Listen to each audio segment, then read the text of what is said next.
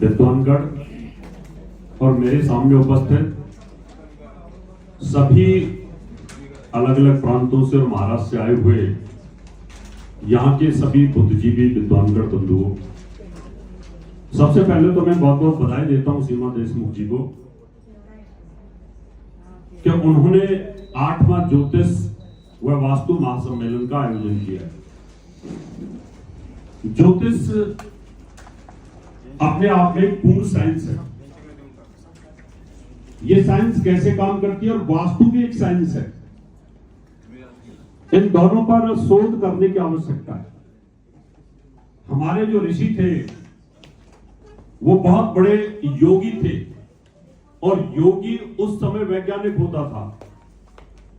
आज वैज्ञानिक यंत्रों के माध्यम से किसी चीज को समझता है। आज वैज्ञानिकों ने उपग्रहों के माध्यम से, सैटेलाइट के माध्यम से, यंत्रों के माध्यम से मंगल के ऊपर और चंद्रमा के ऊपर अपने यान भेजे हैं। लेकिन योगी जो ऋषि मुनि थे वो ध्यान के माध्यम से वो ग्रहों पर जाते थे और ग्रहों की, वहां की ऑरा, वहां का आवामंडल, वहां का वायुमंडल, उसको समझ करके लिखवाते थे। अभी मैंने कहा था थोड़ी देर पहले स्वागत उद्बोधन में कि जो फीमेल प्रजाति है 84 लाख योनियों में, उसका दिमाग ज्यादा क्यों होता है? स्त्री पक्ष का दिमाग क्यों ज्यादा है और पुरुष का साहस ज्यादा क्यों है? तो डेमोक्रेसी है ग्रहों में, लोकतंत्र है ग्रहों में। जैसे हमारे यहां डेमोक्रेसी है, ऐसे ग्रहों में भी डेमोक्रेसी और ग्रहों में भी डिक्टेटरशिप है। अब डेमोक्रेसी के अंदर ग्रहों का राजा सूर्य और राजा की पत्नी चंद्रमा है। जो ग्रह का राजा सूर्य है ये ताकतवर है। ये हमारे शरीर में 5 प्राणों को मजबूती देता है और ये आत्मा का कारक है। ये सब जानते हैं आप। इसका मतलब आपका प्राण, अपान प्राण, समान प्राण, उदान प्राण, व्यान प्राण और हमारे चक्राज और हमारी शक्ति, पावर, आत्मविश्वास, ये सूर्य के पास है। चंद्रमा के पास 5 ज्ञानेंद्रियां और 5 कर्मेंद्रियां और मन है। और चंद्रमा स्त्री कारक प्लेनेट है और वो सूर्य जो है वो पुरुष कारक प्लेनेट है। सूर्य में ताकत ज्यादा है और चंद्रमा में बुद्धि ज्यादा है। चंद्रमा के अंदर 10 इंद्रियों को कंट्रोल करने की क्षमता है। अब 10 इंद्रियों में आपकी वाणी है, बुद्धि है, स्रोत इंद्री, घ्राण इंद्री, बाकी कर्मेंद्रियां हैं। कर्मेंद्रियों में हाथ है, पैर है, जीभ है, वासना है, उत्सर्जन अंग है। इन सब पर प्रभाव चंद्रमा का है। इसलिए चंद्रमा मनुष्यो जाता हो। चंद्रमा की जब कलाएं आती हैं, पूर्णिमा के आसपास की जो तिथियां होती हैं, उनमें बुद्धि का लेवल बहुत हाई हो जाता है। अमावस्या के आसपास डिप्रेशन आ जाता है। इसलिए जितनी भी फीमेल प्रजातियां हैं उन सब में ज्यादा दिमाग, सहने की क्षमता और इस यूनिवर्स को चलाने की क्षमता होती है। अगर आप देखें, पुरुष को अगर 4 दिन बच्चों को दे दो, छोटे बच्चे को, इसको निला धुला, इसके मलमूत्र पेशाब को हटा, वो बदबू से पागल हो जाएगा। लेकिन मां को बदबू नहीं आती। मां को दिक्कत नहीं आती क्योंकि मां के अंदर ममता होती है। इसलिए काम को ढंग से करने की क्षमता वो चंद्रमा के पास है। जिसका चंद्रमा मजबूत होगा ना, वो काम को बड़े बखूबी करता है। जिसका शत्रु बलवान होगा वो बखूबी करता है। तो डेमोक्रेसी है। डेमोक्रेसी में चंद्रमा उनकी पत्नी है सूर्य की, बुध राजकुमार है, मंगल सेनापति है, देवगुरु जो बृहस्पति हैं, ये बृहस्पति महामंत्री हैं, ज्ञान देते हैं, जनरल सेक्रेटरी हैं। और जो शुक्र है वो हाउस होल्ड आइटम जितनी भी होती है, घर को संभालना, वो शुक्र के पास है। वो भी स्त्री ग्रह। इसका मतलब 2 स्त्री ग्रह ऐसे हैं जो पूरे सिस्टम को संभालते हैं, एक शुक्र और एक चंद्रमा। और शनि प्रजा है और राहु केतु तो ग्रहण है। इस डेमोक्रेसी के अंदर अगर आपकी ग्रहों की गति बहुत अच्छी है तो फिर आप डेमोक्रेटिक प्रक्रिया को चलाएंगे। और इन्हीं ग्रहों के अंदर जो पुरुष ग्रह हैं, अगर वो एक साथ हो जाए तो वो डिक्टेटरशिप करते हैं। ये घर के अंदर भी होता है और देश के बाहर भी होता है और देश में भी होता है।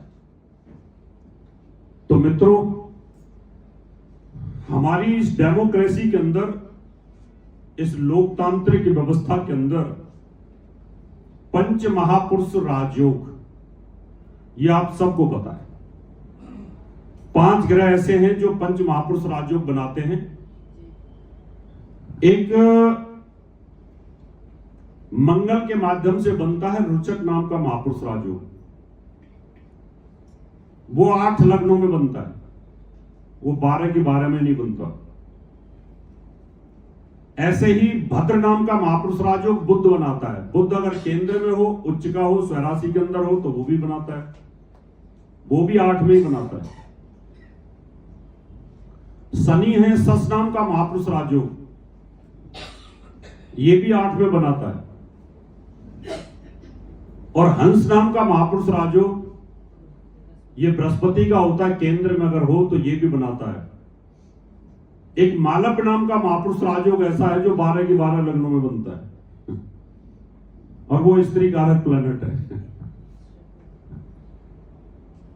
तो आज मैं आपको बताऊंगा, ज्योतिष तो आप सब जानते हैं, सब हम बराबर बराबर के ही, सिर्फ कोई ज्यादा अनुभव ले लेता है, कोई ज्यादा रिसर्च कर लेता है, इतना ही फर्क है। आपने भी वैदिक और केपी वही पढ़ी है जो मैंने पढ़ी है। आप भी रोज प्रैक्टिस करते हो, मैं भी रोज करता हूं। ऐसा नहीं है कि कोई मेरे से कम है ये लेकिन होता क्या है कि कोई बहुत ज्यादा उसमें रिसर्च करता है कि आखिर ऐसा क्यों हो रहा है। तो आज मैं आपको मालव्य नाम के महापुरुष राजयोग जो 12 की 12 लग्नों में बनता है, ये स्वराशि का हो या उच्च का हो, हम लिख देते हैं कि बच्चे की कुंडली में मालव्य नाम का महापुरुष राजयोग है, ये तो राजा बनेगा, और वो राजा नहीं बन पाता, वो नॉर्मल काम कर रहा होता है। आखिर क्यों? ज्योतिष फेल हो जाती है। हमने इस बात को रिसर्च किया कि आखिर ऐसा क्यों होता है। जबकि कोई भी एक राजयोग अगर कुंडली में हो, महापुरुष राजयोग में से कोई भी एक राजयोग हो, तो ऐसा व्यक्ति गवर्नमेंट के साथ जरूर जुड़ता है और राज सत्ता में नौकरी करेगा ही करेगा, या एमएलए, एमपी, मिनिस्टर, मुख्यमंत्री, प्रधानमंत्री बनेगा ही बनेगा। पर फर्क इतना होगा कि उस राजयोग में पावर कितनी है। अभी मैं आपको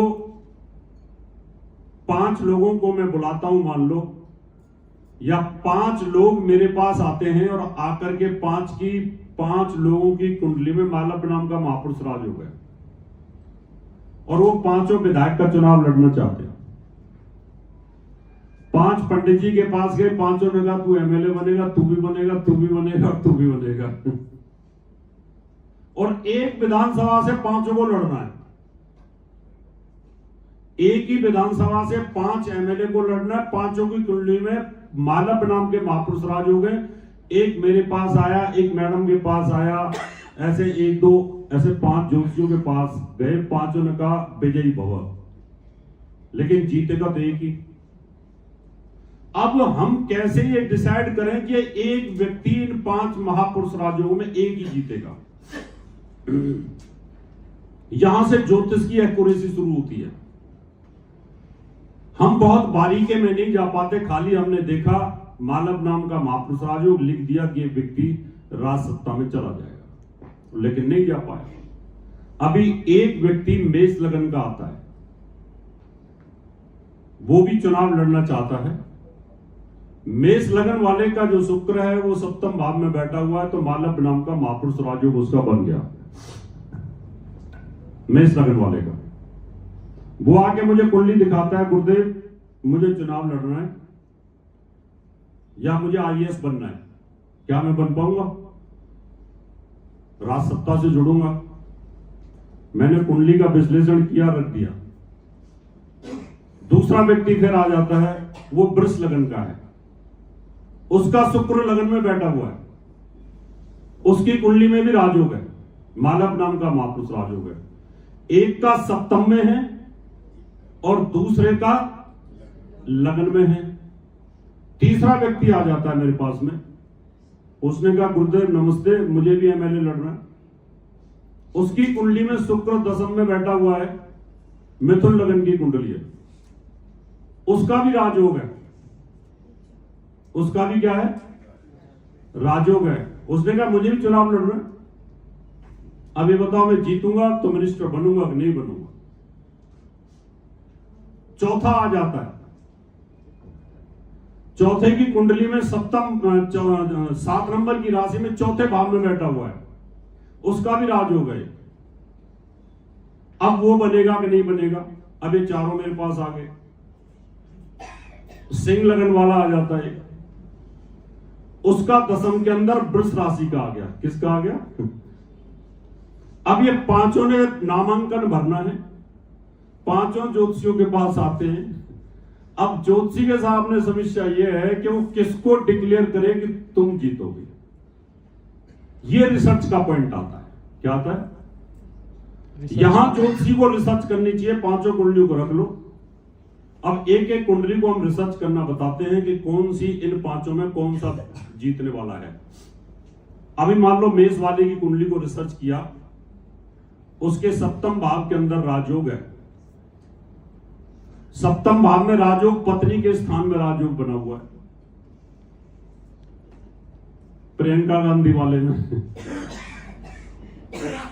इसका मतलब ये रहा कि अगर वहां पर सप्तम भाव में वो राजयोग है और वहां पर भी मेरे पास 2 व्यक्ति आ गए जिनके सप्तम में राजयोग है, सप्तम में जो शुक्र बैठा हुआ है वहां पर भी 2 व्यक्ति आ गए कॉम्पिटिटर, कि मेरा भी शुक्र सप्तम में और इनका भी शुक्र सप्तम में, हम दोनों में कौन जीतेगा?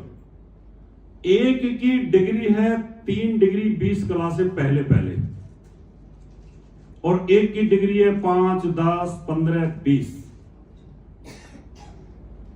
दोनों का राजयोग है, दोनों का मालव नाम का राजयोग है, लेकिन एक की डिग्री 3 डिग्री 20 कला से पहले पहले है और एक की 3 डिग्री 20 कला के बाद है। तो अब हम ये कहेंगे कि जिसकी 3 डिग्री है ना वो जीतेगा, क्योंकि वो वर्गोत्तम होगा। क्या होगा? वर्गोत्तम। वो नवांश कुंडली के अंदर वर्गोत्तम हो जाएगा, उसकी पावर जो है शुक्र की बहुत ज्यादा हो जाएगी। और जो दूसरा व्यक्ति आया है जिसका शुक्र सप्तम भाव में बैठा है, उसकी जो पावर है वो कम हो गई, दोनों की पावर में। अब क्या बोलेंगे कि मेरा बेटा भी एमबीए और मेरी पड़ोसन का बेटा भी एमबीए, उसको 1 लाख की जॉब मिल गई, ये 50,000 में धक्के खा रहा।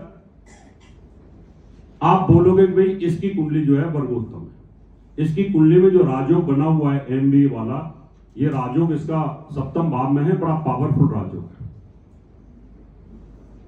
अभी यहीं पर वृष लगन का व्यक्ति आता है, एक वृष लगन के अंदर शुक्र आ गया और एक का सप्तम भाव में है। इन दोनों में भी बलि देखना है कि शुक्र अपनी मूल त्रिकोण के अंदर जो है वहां राजयोग बना रहा है और वृष लगन में मूल त्रिकोण में नहीं है। अगर ये 2 व्यक्ति मेरे पास आते हैं, एक व्यक्ति वृष लगन का आ गया और एक मेष का आ गया, एक का सप्तम में शुक्र है, एक का लगन में शुक्र है, और फिर आपको यह बताना है कि इन दोनों में कौन सा जीतेगा। तो आपको यही बताना पड़ेगा कि सप्तम में जिसका शुक्र है उसका राजयोग प्रबल है, पर वो राजयोग पत्नी के घर में बना हुआ है कि अगर आप पत्नी को चुनाव लड़ाते हो तो वो जीतेगी, और ये 2 नंबर वाले से भी जीत जाएगी जिसकी वृष लगन है। आप अपनी पत्नी को खड़ा कर दो। हमने बोला पत्नी को खड़ा करो, बोला गुरुजी इसको कुछ आता ही नहीं। हमने कहा तुम खड़ा तो करो। कुछ आए ना आए, और वो जीत गई, वो राबड़ी देवी बन गई। तो इसका मतलब ये रहा कि जो भाग्य है ना, ये आपको पढ़ना आना चाहिए। हम पढ़ते तो सभी हैं, ऐसा नहीं है, लेकिन हम रिसर्च में कमी कर जाते हैं कहीं ना कहीं, और उसकी वजह से फिर ज्योतिष को लोग बोलते हैं, यही नेता लोग या दूसरे बोलते हैं यार सही नहीं बताते। मेरा राजू बताया था, मैं तो हार गया, उसका था ही नहीं, वो जीत गया।